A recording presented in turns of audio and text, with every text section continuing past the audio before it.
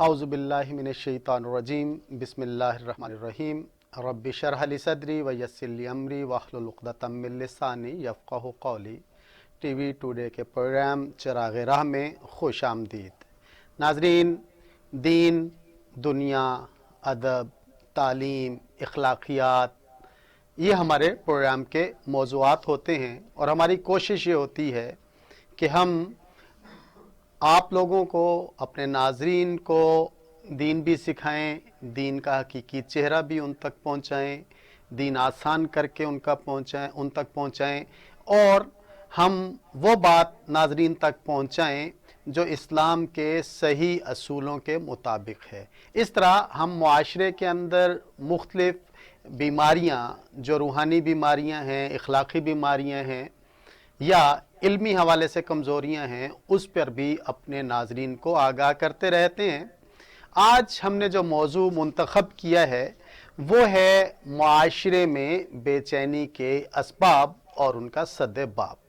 नाज़रीन, माशरे वीरान क्यों हो जाते हैं, माशरों के अंदर बेचैनी क्यों आती है और माशरे फ्रस्ट्रेशन का शिकार क्यों हो जाते हैं, इसके बारे में वजूहात जानेंगे और इसके बारे में हम तज़किरा करेंगे कि ये सारे मामलात कैसे होते हैं और इसका रिएक्शन क्या होता है और फिर लोगों के रवैये कैसे होते हैं और इनको इस्लाम ने सद्देबाब करने के लिए कौन से रास्ते दिए हैं, कुरान ने कौन सा रास्ता दिया है, नबी करीम सल्लल्लाहु अलैहि वसल्लम ने क्या रहनुमाई की है। आज हमारे साथ शरीक गुफ्तगू हैं मोहम्मद अनवर गोंदल साहब। मैं उनको खुश आमदीद कहता हूँ। अनवर गोंदल साहब ज़माने तालिब इल्मी में स्टूडेंट लीडर रहे हैं, पंजाब यूनिवर्सिटी यूनियन में बहुत मुअस्सर किरदार अदा किया और अरसा दराज से एक तहकीकी दीनी इदारे में काम कर रहे हैं, रिसर्च करते हैं और रिसर्च स्कॉलर हैं, आलिम दीन हैं। आज हम इनसे गुफ्तगू करेंगे। अनवर गोंदल साहब, आपने मौजू तो सुना और माशरे में बेचैनी के असबाब पर हमने गुफ्तगू करनी है, तो इब्तदाई तौर पे आप रहनुमाई फरमाइएगा कि इसकी बुनियादी वजह क्या है कि माशरे में और ख़ास तौर पर हम इस माशरे में रह रहे हैं तो बेचैनी के असबाब क्या हैं। नहमदुहु व नुसल्ली अला रसूलिहिल करीम, अम्मा बाद फ़अऊज़ु बिल्लाहि मिनश शैतानिर रजीम, बिस्मिल्लाहिर रहमानिर रहीम। अलहाकुमुत तकासुर हत्ता ज़ुरतुमुल मक़ाबिर, आमन्तु बिल्लाहि सदक़ल्लाहु मौलाना अज़ीम। आज जब हम अपने मुआशरे को देखते हैं तो हर आदमी परेशान नज़र आता है और वो फ्रस्ट्रेशन का शिकार है और किसी पल उसको चैन नहीं आता। अगर हम इसका जायज़ा लें तो ये बेचैनी इनफरादी सतह पर भी है और इज्तिमाई तौर पर भी बेचैनी पाई जाती है। इसकी जो बड़ी वजूहात हैं वो जो मैंने कुरान मजीद की आयत तिलावत की है, अगर हम उसको लें कि अलहाकुमुत तकासुर, कि कसरत की ख्वाहिश ने हमें हिलाक कर रखा है और हम कसरत के लिए मुसलसल तगदौ करते हैं और कनात से काम नहीं लेते। एक हिर्स और हवस जो है वो हमारे अंदर पाई जाती है, जिसकी वजह से मुआशरे के अंदर बहुत बेचैनी, एक फर्द जब बेचैन होता है तो फिर उसका ख़ानदान भी बेचैन हो जाता है, फिर पूरा मुआशरा भी बेचैन हो जाता है। तो पहली जो मैं गिनाऊंगा वो हिर्स और हवस है। तकासुर की जो ख्वाहिश है वो जो है वो इंसान को ले डूबी है। अगर इससे आगे बढ़ते हैं तो मुआशी लिहाज से भी परेशानियां हैं, सियासी लिहाज से भी हैं, समाजी लिहाज से भी हैं। मुआशी लिहाज से तो इंसान को गुर्बत, बीमारी और महंगाई ने इंसान को परेशान कर रखा है। अज़र मिन शम्स है कि इस चीज़ों ने हमारे मुआशरे को खोखला कर दिया है। फिर आगे चलें तो समाजी लिहाज से रिश्तों में कमी आ रही है, सिला रहमी नहीं रही और अनजोड़ किस्म के जब रिश्ते होते हैं तो फिर तलाक़ें होती हैं, खुला होता है और पूरे जो मुआशरे को घेर लेते हैं। सियासी लिहाज से जब अनारकी का मुआशरा हमारा शिकार हो गया है तो ये भी सबसे बड़ी वजह है कि हर आदमी परेशान है सियासी लिहाज से भी। अगर हम आगे बढ़ें तो असल बात यह है कि रूहानियत में कमी आ गई है और मादा परस्ती का दौरा है। इस मादा परस्ती ने इंसान को कहीं नहीं छोड़ा और रूहानियत जो है जो कमी होती आ रही है, इंसान और परेशान होता चला जा रहा है। लाजानी किस्म के रसूम व रवाज हैं जिनमें इंसान असराफ व तबजीर से काम लेता है और फिर जब मकरूज होता है तो फिर परेशान जो है होता है। ये बेहुदा और लाजानी किस्म के रसूम व रवाज हैं, ये भी माशरे के अंदर अदम बर्दाश्त इस हद तक आ चुकी है कि हम किसी की कोई चीज़ बर्दाश्त करने के लिए तैयार नहीं हैं। फिरका बंदी है, ग्रोह बंदी है, मजहबी ग्रोह बंदी है, इसके अंदर फिर अदम बर्दाश्त भी हो गई है कि हम किसी के दूसरे फिरकों को ना बर्दाश्त करते हैं, ना जो है हम आगे बढ़कर उसको गले लगाने के लिए तैयार हैं। इस लिहाज से मुआशरा अफरात व तफरीद का शिकार है और मुआशरे में बेचैनी बढ़ती चली जा रही है। महंगाई तो है अपनी जगह, लेकिन एक और वजह मैं अगर आपसे अर्ज करूं कि जब इंसान को अदालतों से इंसाफ नहीं मिलता, जब इंसाफ नहीं मिलता तो फिर फ्रस्ट्रेशन मौजूद होती है। अगर इंसाफ मिले तो आपको मालूम है कि जब विंस्टन चर्चिल से किसी ने पूछा था कि बहुत बमबारी हो रही है और जर्मन के त्यारे बार बार कर रहे हैं, तो उसने कहा था क्या हमारी अदालतों से इंसाफ मिल रहा है? तो कहा वो तो मिल रहा है। तो फिर उसने कहा था अब कोई खतरा नहीं। तो ये बहुत बड़ी बात है कि जब इंसाफ मिले तो इंसान को इत्मीनान होता है और वो जो है बेचैनी का शिकार नहीं होता। इस लिहाज से भी समाजी लिहाज से देखें तो हम अपने जब ख़ानदान जो है बिखर गए हैं, फ्रस्ट्रेशन का शिकार हो गए हैं और जो एक दूसरे को बर्दाश्त करने के लिए हम तैयार नहीं हैं, ये भी एक बहुत बड़ी वजह है कि आज हम जो है बेचैनी का शिकार हैं। और अगर आगे बढ़ें तो हम अपनी औलाद जो कि एक नेमत है, आंखों की ठंडक है, जब हम उसकी अच्छी तरबियत नहीं करते, जब उसके मुतालबात मानने के लिए फिर हम हलाल और हराम की तमीज़ नहीं रखते, तो फिर आखिर में इंसान बेचैन होता है, परेशान होता है। सूदी मैशत जो है ये बजाय खुद एक बहुत बड़ी परेशानी का बायस है। हुज़ूर सल्लल्लाहु अलैहि वसल्लम ने जब फरमाया कि सूद जो है ये मुआशरे को बिगाड़ देता है, ये अल्लाह ताला कुरान में फरमाते हैं कि यमहकुल्लाहु रिबा व युर्बि सदक़ात, लेकिन हम उसको उल्ट चल रहे हैं। अल्लाह कहता है कि सदक़ात को मैं बढ़ाता हूँ और सूद को मिटाता हूँ, लेकिन हम उसको उल्ट चल रहे हैं। इस लिहाज से भी इस मुआशरे के अंदर जो है वो बेचैनी पाई जाती है। ये बहुत सारे और भी वजूहात हो सकते हैं, मैंने चंद चीज़ें जो है ना आपको गिनवाई हैं कि ये जी गोयल साहब, आपने जो वजूहात गिनवाई हैं और बड़े अच्छे तरीके से, अब इनकी जो वजूहात हैं ख़ास तौर पे आपने रसूम व रवाज का तज़किरा किया, हिर्स व हवस का तज़किरा किया, महंगाई तो चले एक गवर्नमेंट की वजह से जो है ना होती है, लेकिन ये हिर्स व हवस तो इंसान की अपनी बनाई हुई है ना, तो ये इसकी क्या वजूहत, क्यों हिर्स व हवस? हिर्स व हवस जो है ना जी, इसमें इसके बहुत सारी अक़साम हैं। इसमें एक जो है ना वो है बेदौलत, दौलत की जो है ना वो हिर्स, मेरे पास ये भी आ जाए, ये भी आ जाए, ये भी आ जाए। फिर हुब्बे जाह, मनसब की हुब है कि मुझे ये मनसब मिल जाए, मुझे ये ओहदा मिल जाए, मुझे ये शोहरत जो है वो हासिल हो जाए। ये हुब्बे मनसब और हुब्बे जाह जो है ना और हुब्बे दौलत, ये भी अपनी जगह जो है ना फ्रस्ट्रेशन का शिकार करता है इंसान को, और इस लिहाज से जो है ना इंसान परेशान जो है वो होता है। इसमें यानी आप क्या गाइड करेंगे कि हिर्स व हवस पे किस तरह से इंसान काबू पाए? माशा, इसका एक ही है और वो है कनात। कनात, लफ्ज़ कनात जो है अगर आप इसको पल्ले बांध लें तो फिर इंसान जो है ना वो कभी बेचैन नहीं होता कि जो उसको अल्लाह ने उसके रोजी रख दी है वो उसको मिलनी है बाहर, और वो कनात करेगा और उस पर सब्र शुक्र करेगा तो वो कभी बेचैन नहीं होगा।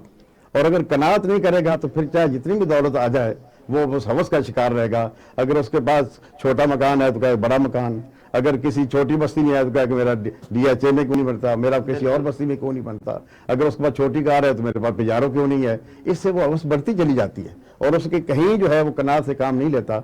लेकिन अगर कनात आ जाए तो वो अपनी झोंपड़ी में भी खुश है, रूखी सूखी खाकर भी खुश है और वो हर हाल में खुश रहता है, अल्लाह का सब्र करता है, शुक्र करता है। अच्छा गोंदल साहब, ये बताइएगा, आपने सऊदी मईशत का तज़किरा किया है कि फ्रस्ट्रेशन की एक वजह जो है ना वो सऊदी मईशत भी है, और ये बात तो सूरत अल बकरा में अल्लाह रब्बुल इज़्ज़त ने खुल के बताई है कि अल्लाह ने बड़े बड़े गुनाह गिनवाए। सूरत अल फुरक़ान में भी तज़किरा हुआ, फिर मुआशरे की जो बुराइयाँ हैं सूरत अल हुजरात में भी तज़किरा हुआ, और ज़िना से मुतल्लिक़ कहा कि उसकी सज़ा ये है, झूठ से मुतल्लिक़ बता दिया, ग़ीबत से मुतल्लिक़ बता दिया।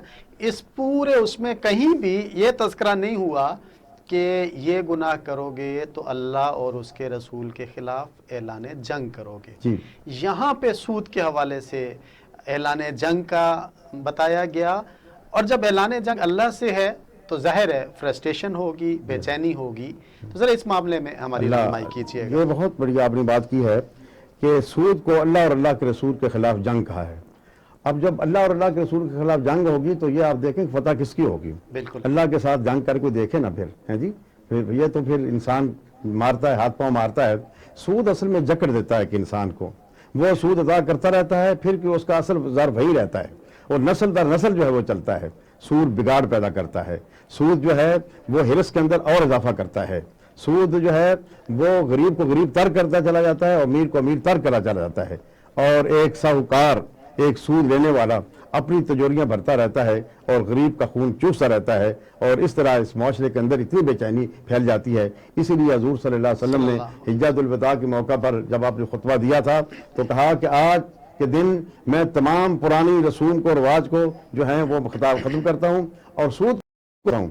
اور سب سے پہلے آپ نے عملی ثبوت یہ دیا کہ میں اپنی چچا حضرت عباس نے جو سود لینا ہے اس کو ساقط کرتا ہوں.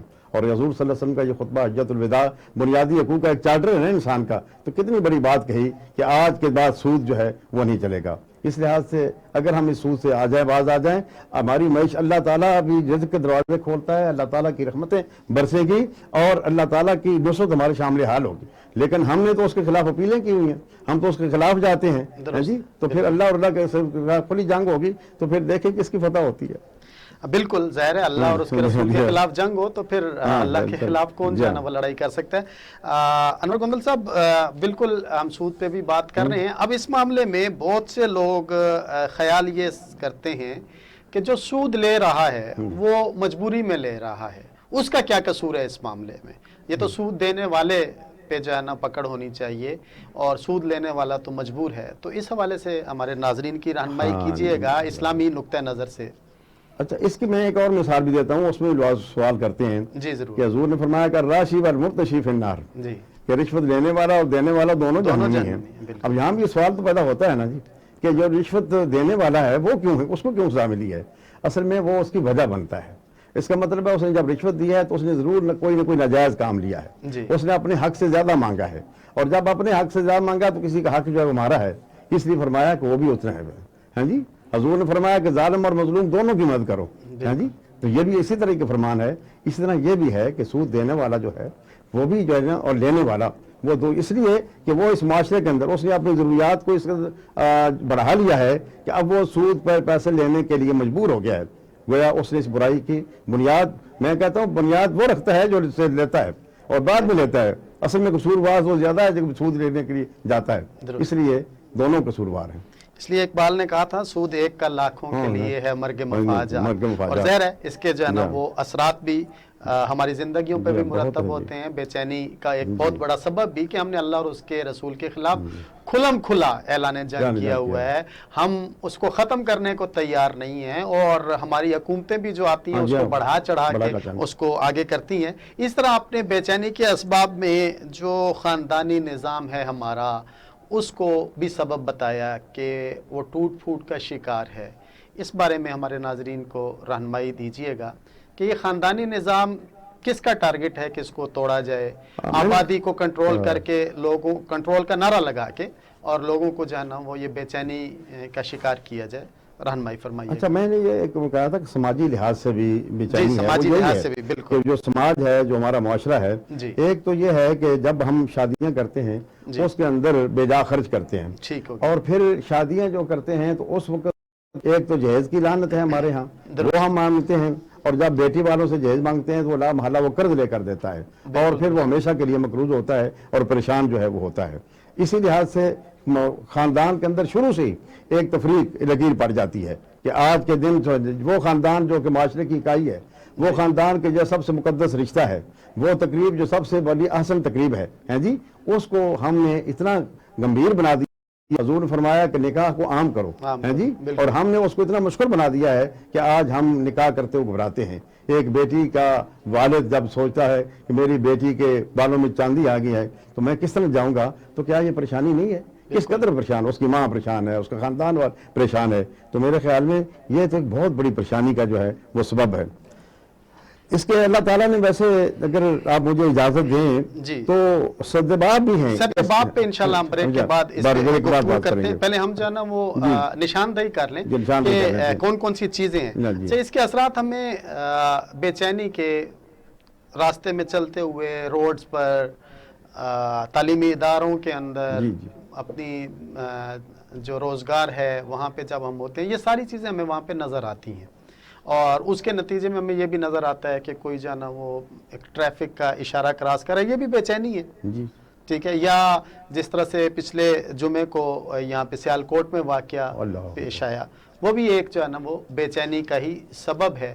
اور اس طرح کی معاشرے کے اندر اتنی برائیاں اس وقت جو ہے نا وہ ہو چکی ہیں اور انہوں نے گھیر لیا ہے کہ ہر آدمی جو ہے نا وہ بے چینی کا شکار ہے. اور انور گوندل صاحب نے ہمیں اس بارے میں رہنمائی بھی کی ہے اور اس بارے میں بتایا ہے کہ یہ ساری چیزیں ہیں کہ ہم جو ہمارا نظام ہے خاندانی، جو ہمارا سماجی سوشل سسٹم ہے، وہ ہمارا خراب ہو چکا ہے. ہم پورے کے پورے من حیث القوم جو ہے نا وہ معاشرتی نظام خراب ہے.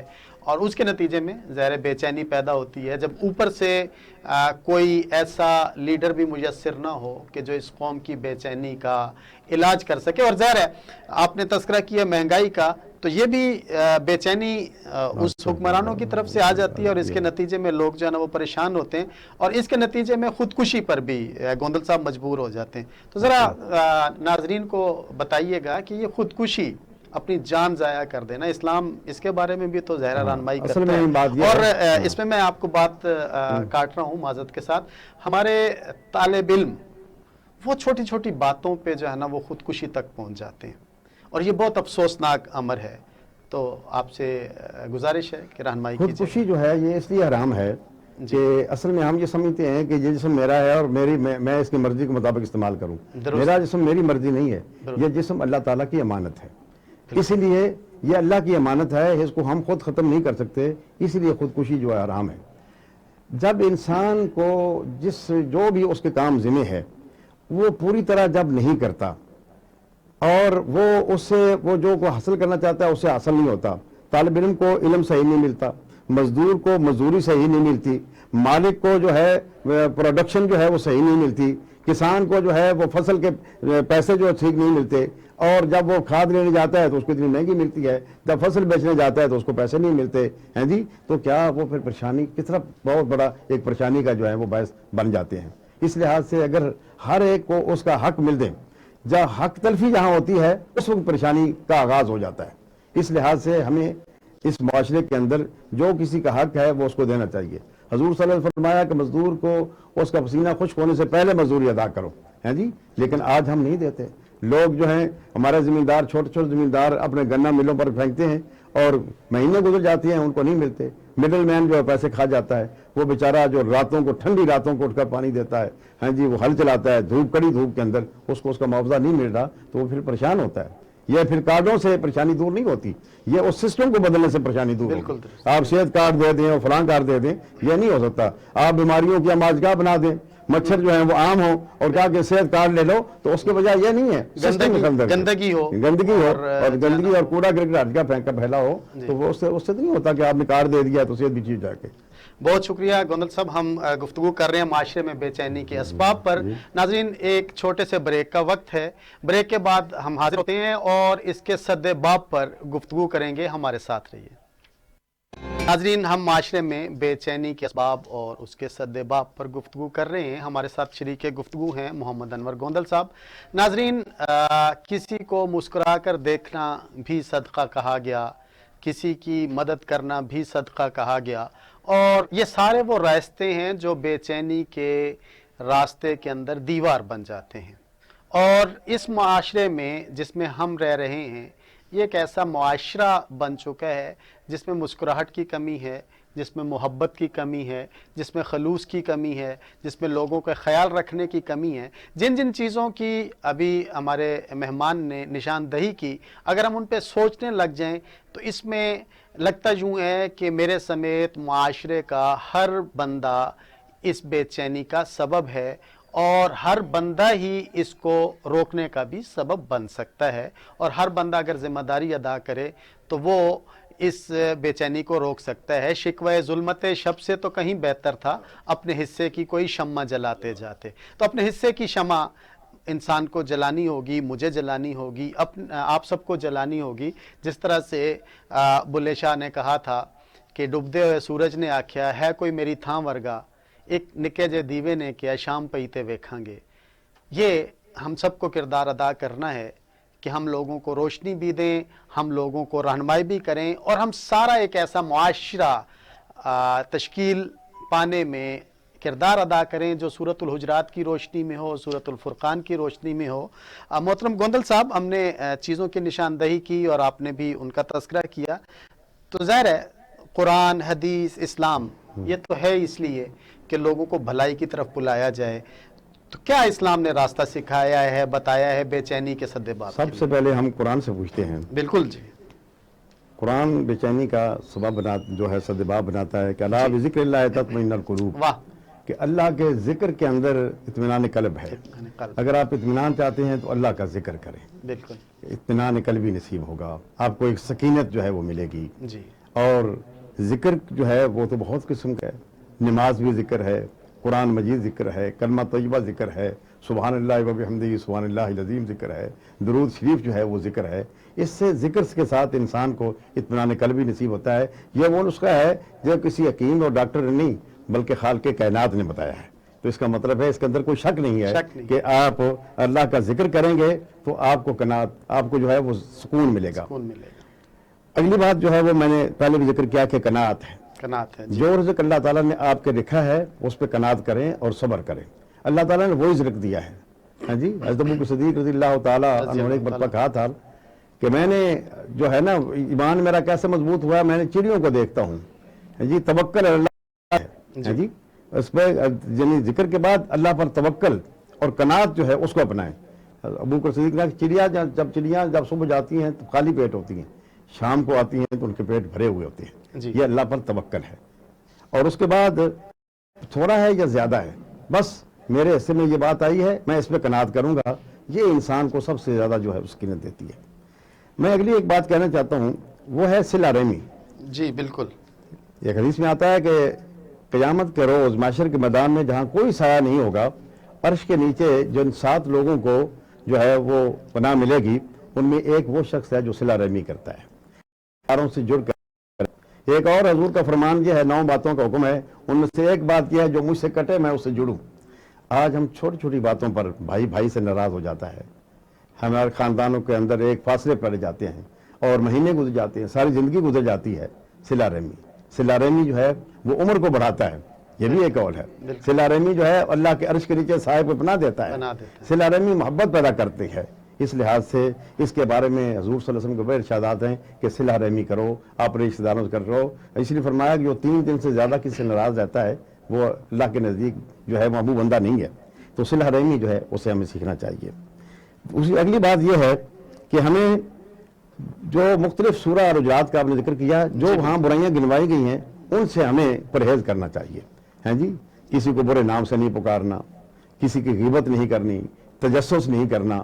آج تو اتنا تجسس ہے کہ ٹیلی فون ٹیپ کیے جاتے ہیں، ہاں جی کیا کچھ کیا جاتا ہے۔ یہ چیزیں جو ہیں کتنا سورہ الحجرات کا اگر انسان ہمارے معاشرے کے اندر اس کو نافذ کر دیا جائے تو امن آ جائے، چین آ جائے، سکون آ جائے، سکینت آ جائے، اللہ کی رحمتیں آ جائیں۔ بالکل، اسی میں بات کی گئی ہے نا کہ کوئی خبر لیکن ہمارے ہاں تو اس کو تحقیق کرنے کی زحمت ہی نہیں گوارا کی جاتی۔ یہ جو ابھی میں نے سیالکوٹ واقعے کی طرف اشارہ کیا، وہ بھی تو یہی ہے نا کہ کوئی فاسق خبر لے کے آیا اور لوگوں نے جانا وہ حملہ کر دیا، اور اس کا نقصان اسلام کو ہوا، کسی جو ہے نا وہ انسان کو نہیں ہوا ہے۔ اچھا چہرہ نہیں مارا گیا، ہاں، اسلام کا ایک چہرہ جو ہے نا وہ اسلام کا امیج اچھا نہیں کیا۔ اور میں اس بات کو میں کہ اگر اس وقت انصاف ہو جاتا، اس سے 11 سال پہلے 2 حافظ بچے منیب اور مغیث کو جس بے دردی سے مارا گیا تھا، اگر اس وقت ان کے قاتلوں کو سزا ہو جاتی تو آج یہ واقعہ پیش نہ آتا۔ اس لیے جب سزا نہیں ملتی تو پھر اس وقت یہ واقعات جو ہیں پیش آتی ہیں۔ میں یہ بات بھی کہنا چاہتا ہوں کہ اولاد کی طرف سے لوگ بڑے پریشان ہیں۔ بالکل جی، کبھی تو ان کی تعلیم کے بارے میں، کبھی ان کے رویے کے بارے میں، ہیں جی، کبھی ان کے کسی اور چیز کے بارے میں. اگر ہم اولاد کی اچھی تربیت کریں، انہیں بھی قناعت کا سبق دیں، انہیں بھی صلہ رحمی کا سبق دیں، انہیں بھی سیرت سے جو ہیں چیزیں پڑھ کر سنائیں کہ کیسی زندگی تھی ہمارے کرام کی، تو یہ بھی انسان کی سکینت کا باعث ہے. اپنے مرنے کے بعد بھی وہ اولاد اس کے لیے دعا کرتی رہے گی، صدقہ جاریہ چھوڑ کر جائے گا، اور زندگی میں بھی اس کے لیے وہ رحمت، وہ اولاد جو ہے وہ نعمت ہوتی ہے. تو اولاد کی اچھی تربیت. میں ایک اور بات بھی کہنا چاہتا ہوں کہ نیک لوگوں کی صحبت جو ہے وہ بھی انسان کو سکینت دیتی ہے. اگر آپ برے لوگوں کے ساتھ بیٹھیں گے، برے خیالات ہوں گے، برے منصوبے ہوں گے، دوسروں کے پلاٹوں پر قبضہ، دوسروں کی دولت پر قبضہ، ہیں جی، یہ ساری چیزیں ہم سیکھیں گے. اگر نیک لوگوں کے ساتھ بیٹھیں گے تو ہمیں قناعت، صبر، تحمل، رواداری کا سبق جو ہے وہ ملے گا. اس لیے صحبت صالح ترا صالح کناد، صحبت طالح ترا طالح کناد. ہیں جی، فرمایا نا کہ اگر اتار کی دکان پر اگر جائیں گے نا تو ادھر نہ بھی خریدیں تو آپ کے کپڑوں سے خوشبو آئے گی، اور اگر لوہار کی دکان پر جائیں گے کچھ نہ بھی کریں تب بھی اس کی دل پڑیں گے. تو اس لحاظ سے نیک لوگوں کی صحبت جو ہے وہ بھی انسان کو اختیار کرنی چاہیے. سیرت کا مطالعہ میں اس پہ زور دوں گا. سیرت بالکل درست، انبیاء کی سیرت ہو، محمد رسول اللہ کی سیرت ہو، جو ہمارے لیے اسوہ حسنہ ہے، کامل نمونہ ہے. زندگی کے ہر شعبہ میں آپ کی زندگی سے ہمیں رہنمائی ملتی ہے.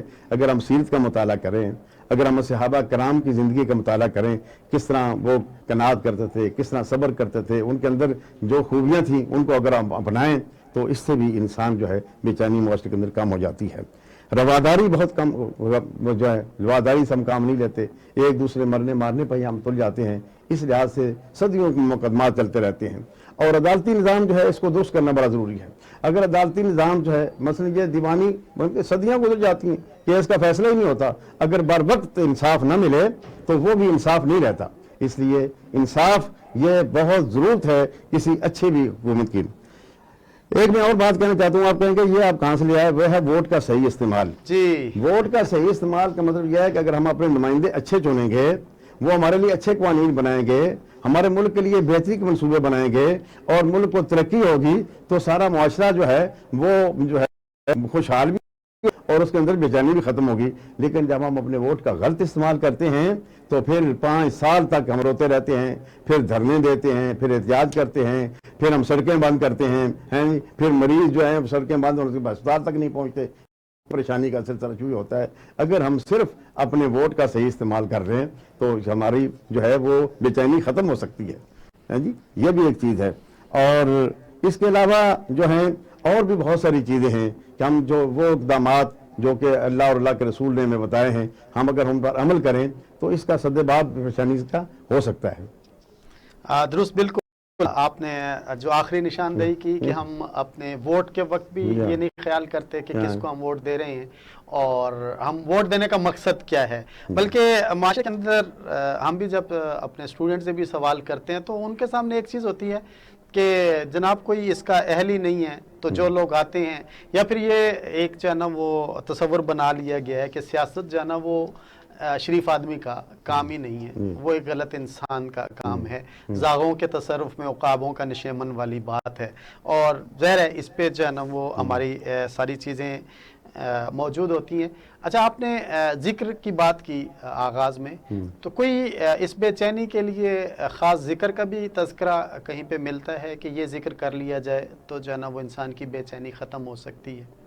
ہاں، ذکر تو سارے ذکر ہیں. میں نے کہا نا قرآن مجید سب سے بڑا ذکر ہے، نماز بھی آپ کا ذکر ہے. پھر بہت سارے چھوٹی چھوٹی چیزیں بیان کی گئی ہیں. مثلا یہ جو سبحان اللہ و بحمدہ سبحان اللہ العظیم ہے، فرمایا کلمتان خفیفتان علی اللسان ثقیلتان فی المیزان حبیبتان عند الرحمن.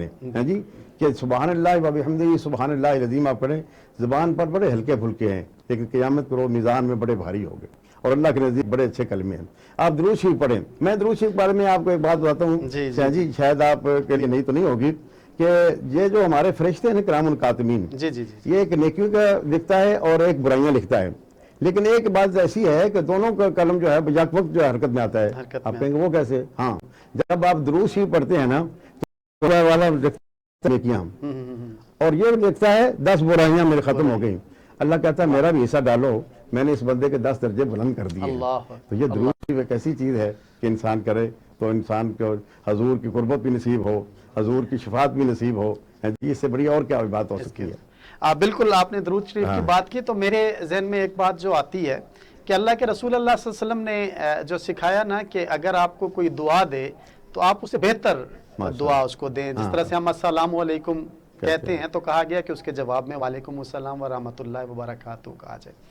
تو وہ ہستی جو خود یہ رہنمائی کر رہی ہیں کہ جب آپ کو کوئی دعا دے تو اس سے بہتر دعا دو, تو ہم جب اللہ کے رسول اللہ صلی اللہ علیہ وسلم پر درود بھیجتے ہیں تو میں یہ سمجھتا ہوں کہ اللہ کے رسول صلی اللہ علیہ وسلم اس سے بہتر دعا ہمارے لیے کرتے ہوں گے اور فرماتے ہوں گے. اور ظاہر ہے جو آپ نے ابھی بتایا کہ درود جو ہے نا وہ اس بے چینی کا خاتمے کا سبب بن سکتا ہے, تو بالکل جب ہم آپ صلی اللہ علیہ وسلم پر, آقا صلی اللہ علیہ وسلم پر درود بھیجیں گے تو آقا صلی اللہ علیہ وسلم بھی ضرور ہمارے لیے بہتر کی دعا کرتے ہوں گے اور وہ قیامت والے دن ہماری شفاعت بھی ضرور فرمائیں گے. لیکن اس سے پہلے ہمیں اپنی دنیا خود بہتر کرنی ہے. ایک آخری چیز میں بیان کرنا چاہتا ہوں وہ ہے کہ کچھ چیزوں سے انسان کو اغماز بھی کر لینا چاہیے. ہر چیز کا نوٹس لینے سے انسان زیادہ پریشان ہوتا ہے. کچھ چیزوں سے اگنور بھی کر دینا چاہیے. ہیں جی چلو یہ ٹھیک ہے, ہو گیا, کیا صرف نظر بھی کر لینا چاہیے. اور اسی کے اندر یہ بھی شامل ہے کہ کسی کے پردہ پوشی اگر ہو سکتی ہو تو پردہ پوشی کریں. ہم تو پر اچھالتے ہیں بالکل معاشرے کے اندر جانا, اور بغیر تحقیق کے پہلے میں نے بات کی بلا تحقیق کرتے ہیں, اچھالتے ہیں. اگر ہم پردہ پوشی کریں, جو اللہ تعالیٰ فرمایا جس نے ایک مسلمان کی پردہ پوشی کی قیامت کرو اللہ تعالیٰ اس کی پردہ پوشی کرے گا. تو یہ پردہ پوشی یہ کتنا اسلام نے سکھایا ہے. تجسس نہ کرو, کسی کو برے نام سے نہ پکارو. بدگمانیاں جو ہیں یہ بھی ایک بہت بڑا سبب ہے. یہ بھی قرآن ہی کہتا ہے نا کہ بدگمانیاں نہ کرو, بہت سی بدگمانیاں گناہ ہوتے ہیں. اگر ہم ان چیزوں پر عمل کر لیں تو آج بھی ہماری زندگی جو ہے وہ بہت سکون سے گزر سکتی ہے. ہمارے گھر جنت کا گھر بن سکتے ہیں اور ہم اللہ کے رضا پر راضی ہو جائیں, اس پہ قناعت کریں. بہت زبردست گوندل صاحب, بالکل درست آپ نے نشاندہی بھی کی اور راستہ بھی بتایا. اور یہ حقیقت ہے کہ ہم اگر وہ جو قرآن نے راستے بتائے ہیں ان کو اپنا لیں تو شاید ہماری شاید کیا یقیناً ہماری زندگیوں کے اندر سے بے چینی ختم ہو جائے. ہم یہ ساری چیزیں نہیں کرتے, نہ ہم پردہ پوشی رکھتے ہیں, نہ ہی ہم جو ہے اس سے باز آتے ہیں, نہ ہی ہم بدگمانی سے باز آتے ہیں.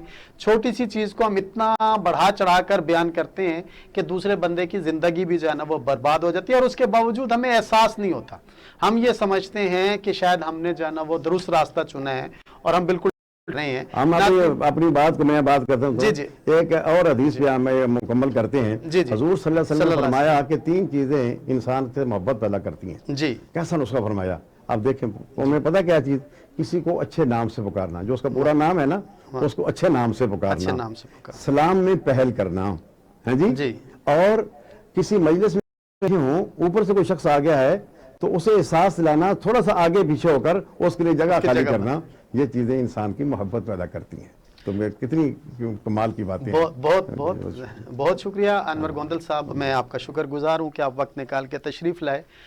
ہم ایسے ہی موضوعات پر اپنے اگلے پروگرامات میں بھی گفتگو کرتے رہیں گے, اور ہمارا مقصد صرف اور صرف یہ ہے کہ ہم اس قوم کو کوئی درست راستہ اللہ رب العزت کے کلام سے, نبی کریم صلی اللہ علیہ وسلم کی سیرت سے دکھا دیں, اور یہ قوم, یہ معاشرہ ایک ایسا معاشرہ بن سکے جو در حقیقت پوری دنیا میں اسلام کا قلعہ ہو اور پوری دنیا میں اسلام کا پیغام اس معاشرے کے ذریعے سے جائے.